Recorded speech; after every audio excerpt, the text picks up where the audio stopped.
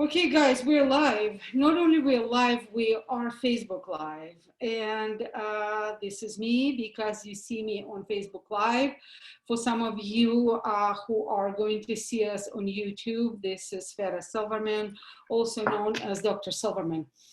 I am so excited today. You know that I love to be on stage and I love teaching. So usually it's other way around. Somebody's interviewing me. So today, this is my turn to interview an amazing person. I met Glory. This is universe. We just met. We just met. We were met to meet each other. That's what I'm trying to say. Sorry for my Russian. For my English, I'm Russian.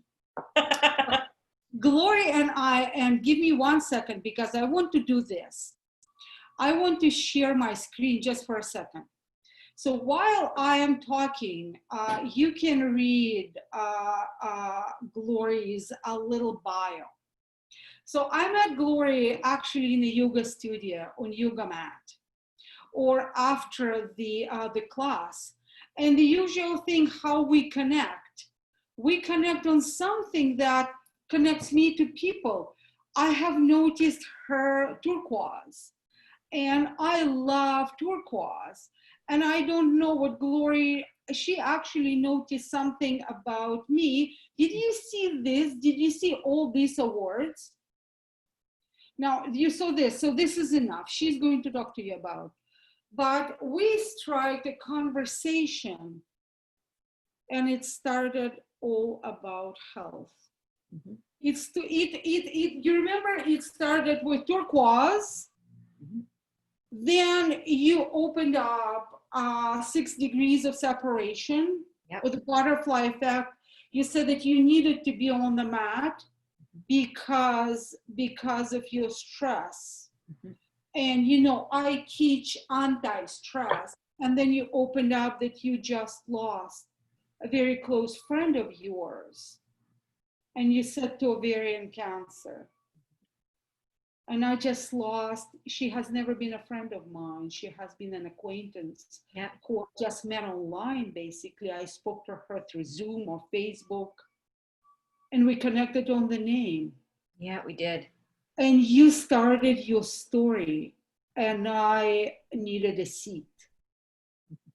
Because that was wide, big, deep, and incredible. And we shut down the yoga studio.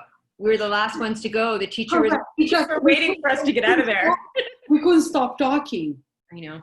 And your story, Glory, is about path. Ultimately, with all your medals and all your honors and all your legacy cannot be your legacy without you being healthy.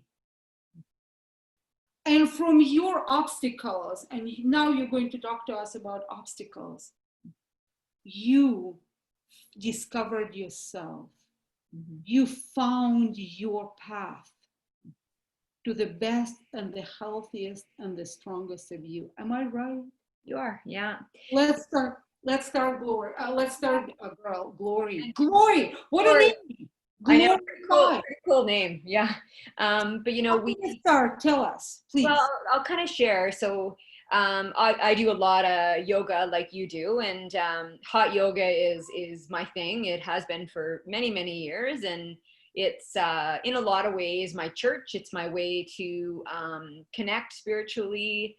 And so, I love it. And so we had started chatting about turquoise. We both say it different, but I love turquoise as well. And I had just lost, within the last couple of weeks, I actually have lost 3 friends, but my most recent was Tasha, who had died of ovarian. And soon as I said I had a friend that died of ovarian, you're like, "That you mean Tasha?" And I was like, and Tasha is probably one of the people that has taught me the most in my life. We got diagnosed a little over 3 years ago, Tasha and I, and Tasha had ovarian and I had cervical cancer. And basically at 1 year, our 1 year mark, I was clean and she wasn't, it had come back. And, I really saw her live every single minute, like every single minute. She wasn't every single minute she lived with her beautiful husband, Jason, her kids. So it was a big loss for me and a loss for people. And so that's kind of how we first connected, was over the loss of my girlfriend, Tasha. And we got kind of chatting a little bit about my story. And so I'll share a little bit of that, is that, so I'm from a little place called Miramichi, New Brunswick. I've been in Alberta for 26 years. And the reason I live so far away from my hometown is that I had a really, really tough childhood. My step-grandfather was a serial child molester, and my mom was a single mom. And so we lived with my grandparents because my real grandfather had passed away before I was actually born. And so we moved in there, and he had raped me from the time I was 8 till the time that I was 10. And then my mother finally moved out. She had no idea what was going on. There was other kids in the house that lived there that he abused. And so I went from a really happy little girl to broken just beyond belief. Unless there's been a few times in life, and one of them was my journey with cancer, and the other one was my sexual abuse experience, is that when everything is taken away and you feel like you're one step away off a bridge. And, so for me, I had, loved my family. I mean, he was my step-grandfather. He was never that nice of a man, but he still was my step-grandfather and kind of all that I had known. I couldn't believe what was going on, right? And it took me until moving out of the house that I lived with my grandparents to really finally tell my mom. And one night my mom said to me that she was sharing that she was raped as a little girl. And I said, and I would have been about 12 at this time. And I said, oh, that happened to me. And my mom grabs the butcher knife. She's crying. She's freaking out. And I said, it was Wib, who was my grandfather. And so, after that had happened, my mom, of course, wanted to do the right thing and get all the family, so my mother's brothers and sisters, together and tell them what had happened. We went to social services, we went to the cops, we went to mental health, and none of them believed me. So not only did the authorities not believe me, he was never charged, he was never investigated, and it would take 30 years to get him convicted. And not only did the authorities not believe me because he was such a nice man and a crosswalk guard, because that really matters. When my mom told her siblings, they didn't believe me either. So not only had I been viciously raped for 2 years, then, it's, you're a slut. What did you do? What did you wear? You're a piece of shit. And so from that night, it was like a double violation, right? Like the rape and then the stuff with the family, it honestly was too much. By the time I was just past 12, I contemplated slitting both my wrists at my dad's house because my parents were divorced. And I made a decision that day that I was either done or I was going to fight. And I always say to people that really is the day that I became a little warrior and that I became a little fighter. And I think it's important to know too, is that when my family had met, they all decided that we wouldn't tell my grandmother because it would kill her if she knew.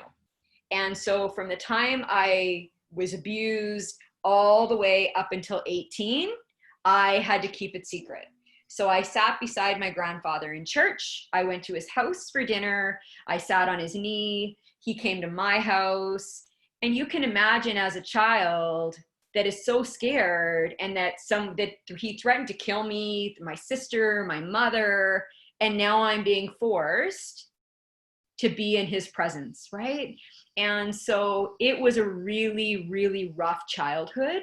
I've had a severe anxiety and PTSD ever since I was a little girl. I've suffered with both those things my whole life.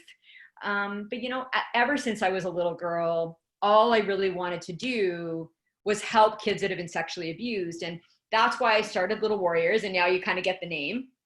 And which really started off about prevention and advocacy and awareness. But my ultimate dream was to build a world-class treatment center for kids that have been sexually abused, which is now the Be Brave Ranch. And we treat kids from across Canada. So, we've been, I think we're in 7 medical journals around the world. There's a bunch just coming out.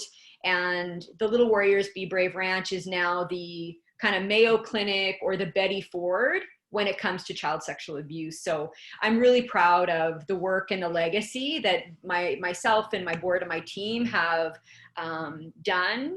And most people didn't think we'd do it. I'm an entrepreneur by trade, and people are like, you know what, you're not a doctor, you won't be able to do this. But I think it's a really good testament to, we can do anything that we want to do if we have the right purpose and path and kind of resiliency. And really, it's Albertans that built this facility.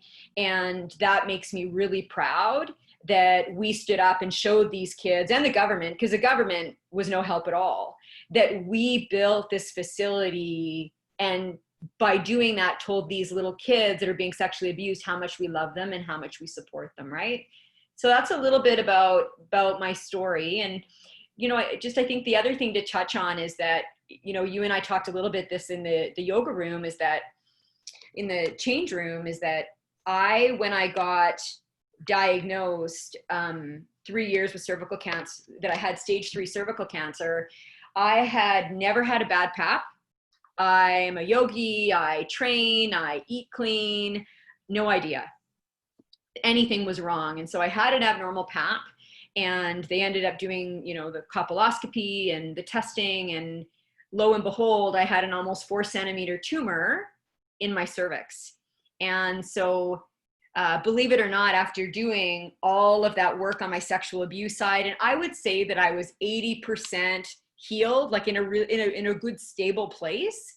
And when I got diagnosed with cancer, I completely went back to that 8-year-old little girl, like completely went back. I had a 14-month nervous breakdown. I had spent 35 days in a trauma center in the US. And it literally, I was one step away from a bottle of clonazepam. I mean, I could not believe that my grandfather came back from the dead, and that I had a dormant strand of HPV and full-blown cancer. Like it just about, I know it did. It broke my spirit. Like I stayed in the bath 2 to 4 hours a day. I was on sedatives, sleeping pills, anxiety meds. People would drive me to yoga, and I would just lay there and cry on my mat. And, it has been a long road back. I would say that nervous breakdown lasted about 14 months. And I'm so grateful to be back and healthy and happy and fighting again. But I never thought I'd be knocked off like that again in my life. And I really, really was. Yeah. Glori, before I'll ask you a question, what brought you back? Do you connect your childhood trauma and your sexual abuse to your cancer? 100%. Yeah. And do you connect it with that stress that created in your body? Yeah. How do you explain your cancer? Yeah. So, adverse childhood effects, there's a research study that's been done. I think you're 100 times more likely, if you've been sexually abused, to get cancer, diabetes, heart attack. It's in the research, and it's all peer reviewed. It's substantial. And, and where I got it, how I got it, there is no doubt in my mind that both physically, emotionally, mentally, that's how I got sick. No doubt at all. And that's why it was so hard for me to recover, because I had done so much work, and then this thing, with the same roots in the PTSD, just completely derailed me again, right? So I know that's how I got it. Yeah. how did you bring yourself to the best of you? How did you beat it? It's interesting. Because you're glorified glory right now. But You're exerting light and you're exerting the energy to others because now you are, now you're paving the way. I think that, people often think that, because of Little Warriors that I'm, that nothing, even when I got sick with cancer, barely anybody reached out to me. It was really bizarre. They're like, well, you're Glory Meldrum and you're strong and you don't need anybody. And I remember I was abandoned pretty much kind of by my family. And I felt like that when I got cancer. And so, it's interesting as I'm still on my own path. I, still suffer with really bad health anxiety. It's why I do so much yoga. I still have really bad PTSD. But I would say that the difference is that I always thought I was in control. And I mean, I've been an entrepreneur since 23. I own a bunch of businesses. And when I got sick, I remember bath waters always calmed me down. And I would get scalding hot baths for hours and then I would sleep. That's all I would do. And I really did not want to live. Like even going through chemo, if I would have had a gun, I don't even know if I would have made it through. It was so awful for me. And that's just the honest truth, is that I remember being in the bathtub. This is such a crazy story. It still makes me emotional, is that I remember being in the bathtub and I was in so much emotional pain, not wanting to live. I wasn't a mother. I couldn't run a business. I was useless. I couldn't do shit. And I remember being in that tub saying, and I had a bottle of clonazepam, which I was heavily sedated at the time. And I looked at it and I thought to myself, I've had so much fucking trauma. Maybe I just get out. Like maybe I'm just done. And that's the truth. And then I thought to myself, what if I just gave it all away? Like, what if I just gave it all to God and said, you know what? Little Warriors is yours. My life is yours. My business is yours. I've been serving you for years. What if I just say, I'm too weak to carry all of this and that I just give it to you? And I will tell you, that is the day that I found my real solid faith, and it saved my life. And that, and my unbelievable husband, who we've been together 26 years, love of my life. I had some really amazing friends that would walk with me, talk with me, come to tea. I was not allowed to be alone for a very long time because I was a bit of a risk with my own safety, but honestly, it really was the faith and the love that got me through, Yeah.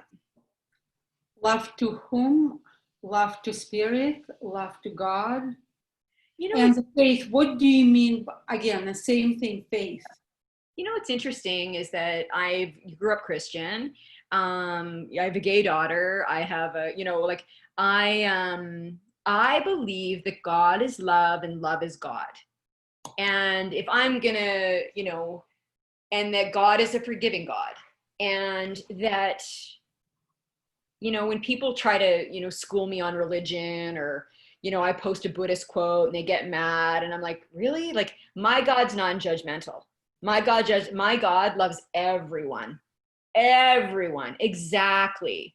And so if people are not acting from a place of love, or they're being, judgmental, whether it's race or religion, or, if you don't believe in our religion, you're all going to die. Like, all I say to people is that I don't come from the religious world. I go to church, but I believe God is love and love is God. That's what I believe. And I know him. He's with me. He is with me.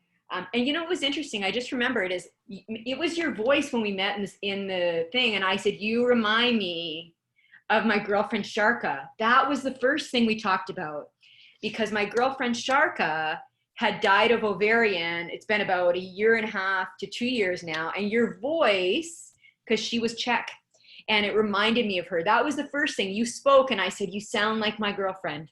Yeah. My other friend that had passed. Right. So, it's an experience. Yeah. It's experience. It is. Yeah. They're always with me in the yoga studio. Let me tell you, that's where they are for me. Going back to the yoga studio, you're obviously a light. You're obviously that positivity now. And you're that flame. However, you just mentioned that this is still not easy for you. You're still going through, as you mentioned, your ups and downs of PTSD and stuff. How do you go through the day? How do you go through that now? How are you sustaining and not letting yourself back to the 8-year-old girl? How are you sustaining now to the glorified, sparkling fireworks glory? Well, I'm not always that glory. I have my moments, trust me. But I think you got to make a choice. And for me, living in the past and being debilitated and not being able to get out of the bath and not being able to function, like at some point I just said, fuck it, like I'm not living like this. And so for me, it's a choice. It's a choice to stay as connected as I can. I mean, I'm a workaholic between Little Warriors and my businesses and my 4 kids and all the other charity stuff my husband and I do. Like, I really strive for balance. I'm actually not very good at it. I give way more away than I take in, which isn't a good thing. So I still struggle with balance. But, I would say that the place that I'm really grounded in is really trying to be grounded in love. And even when I'm scared, to be like, Gloria, you're scared and you're kind of you're fearful, is to step back into the space of love, because fear doesn't really do us any good unless it's a burning building. But love is where all the magic is. And for me, I do a lot of speaking across North America, is that there's this thing called the swamp, and it's our life. It's all the shit that we've been through. And on one side, you've got PTSD and anxiety and stress and broken up marriages and bad relationships and all of these things. And on the other side of the swamp is love and hope and joy and magic and peace and all of those things. But you need to do the work to go through the swamp to get to the other side. Trust me, I've tried to go around the edges to get there. It doesn't work. And even when I got sick, I had to go back across the swamp to get back. Is that it's a choice to get better. And lots of people, they're too scared to go there. It's not easy. And people are, when they finally get on that road that they want to get better, I'm like, it's going to be the most difficult thing you've ever done in your life. It's easier to run, right? It's easier to run and not open up and not be vulnerable and not ask for help. But trauma is like a boiling pot of water. Your days are numbered before all the water overflows from the pot and, onto the floor. Like, you can't contain it. And that's something that I've learned, is that, is to feel when I need to feel. And I don't think I did that before cancer, to be honest, that I didn't really let everything in. And now honestly, I do the best every day that I can. But I know I'll never be perfect. I'll never fully be healed. But every day I get a little bit better. Right. And so often people think that, it's kind of funny. They think I'm something that I'm really not. I'm just a human.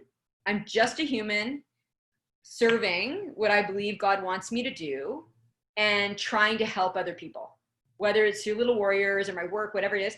That's it. I don't it's kind of funny, awards and stuff like that. I mean, I always say to people, if you really want to help, because so many people complain. If you look at Facebook and this is one of the things that makes me really sad, is that, you know, you see all these stories about these child pornography rings, human trafficking, predators getting released into their communities, and everybody's mad. And then I say, here's 7 things to do to help. And you want to know how many times that gets shared? Like 5. But, you know, if it's something angry, it gets shared millions. And so, you know, I always say to people is that complaining on Facebook doesn't mean shit. Like, it doesn't mean you're actually taking action and doing something.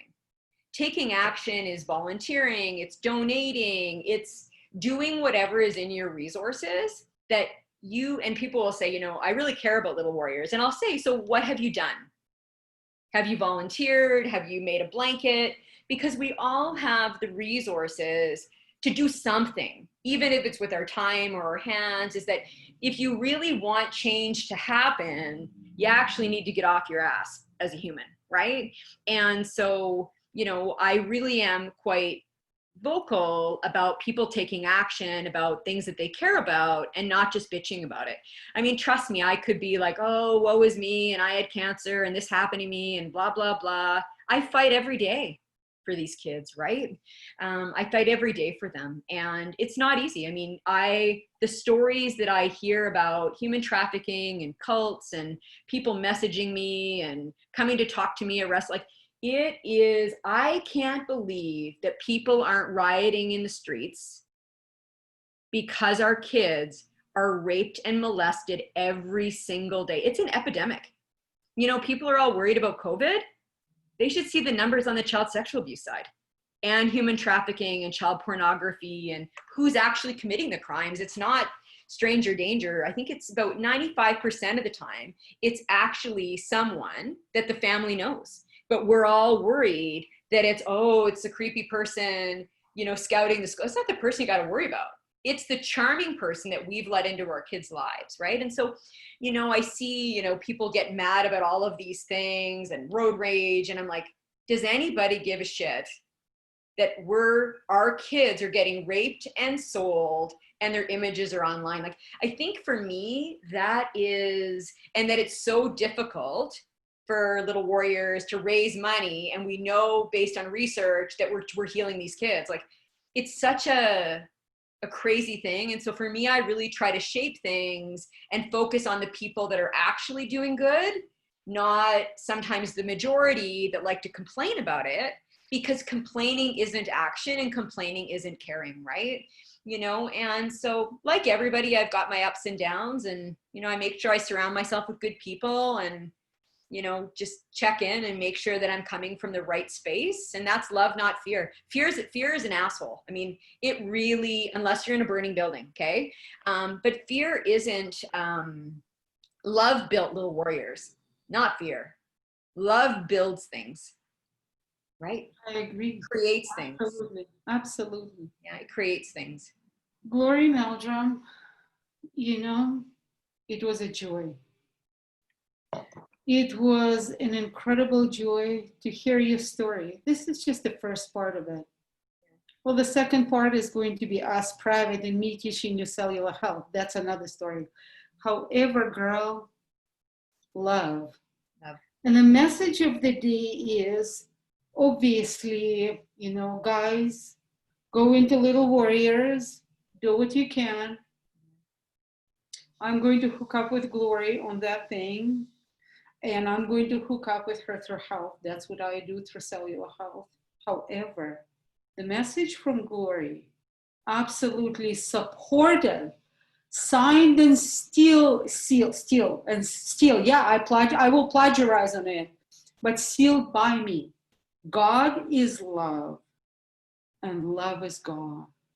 And life really is that simple.